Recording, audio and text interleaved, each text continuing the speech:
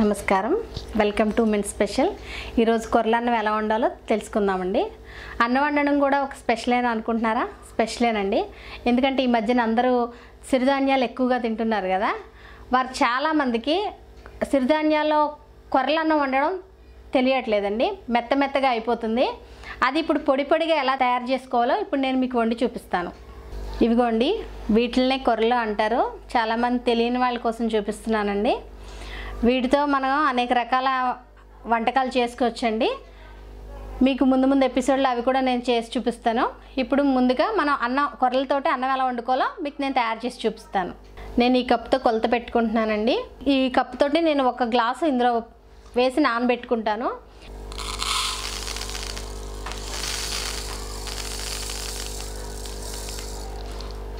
ఇలా ఒక కప్పు దీనిలో వేసుకుంటున్నాను. ఇప్పుడు దీన్ని నేను నానబెట్టుకుంటాను. చూసారు కదా, ఒక కప్పుడు వేసుకున్నాను. దీన్ని ఇప్పుడు నేను నీళ్లు పోసి నానబెట్టుకుంటాను. ఇదిగోండి, చూసారు కదా, నానబెట్టిన కొర్రలండి ఇవి. నేను 8 గంటలు నానబెట్టుకున్నాను. మీరు ఈ కొర్రలన్నం తినాలనుకున్నప్పుడు ఎప్పుడైనా సరే 3 నుంచి 8 గంటలు మినిమం మీరు నానబెట్టుకుని వీటిని సిద్ధం చేసుకోండి వండుకోవడానికి ముందు. నేను ఇప్పుడు వీటితో అన్నం ఎలా వండాలో మీకు తయారు చేసి చూపిస్తాను. ఈ కప్పుతో నేను కొర్రలు కొలత పెట్టుకున్నానండి.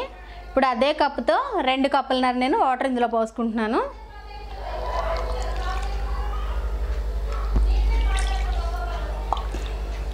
రెండు కప్పులన్నర వాటర్ ఇందులో పోసుకున్నాను.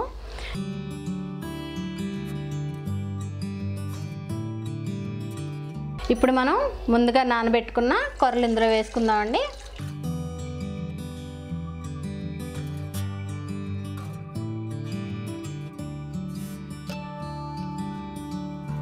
ముందుగా నానబెట్టుకున్న కొర్రలు ఇందులో వేసాను.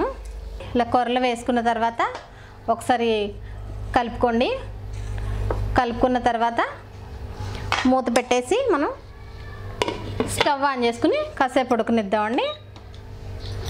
ఉడికిందో లేదో ఒకసారి చూసుకుందాం. మనం మూత తీసి ఇంకొండ ఒకసారి కలిపి చూసుకుందాం. మనం అంతా ఒకసారి దగ్గరికి చుట్టూ అయిపోయింది కదా, దగ్గరగా అనుకుందాం ఒకసారి. దీనిలో కొంచెం వాటర్ ఉన్నాయండి. ఇంకొక 5 మినిట్స్ దీన్ని ఒకసారి ఉడకనిద్దాం. మళ్ళీ మూత పెట్టేసుకుందాం.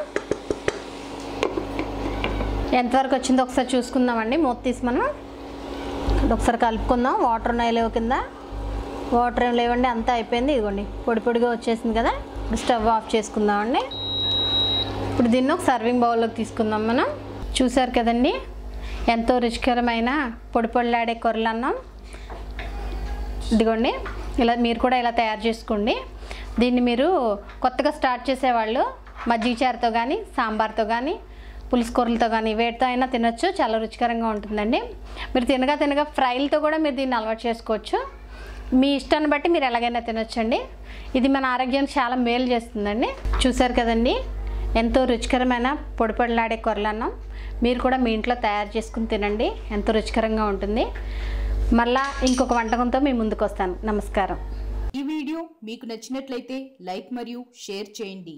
మీ అమూల్యమైన అభిప్రాయాన్ని కామెంట్ రూపంలో తెలియచేయండి. ఇలాంటి మరిన్ని వీడియోస్ కోసం మా ఛానల్ను సబ్స్క్రైబ్ చేసి పక్కనే ఉన్న గంట సింబల్ను నొక్కండి.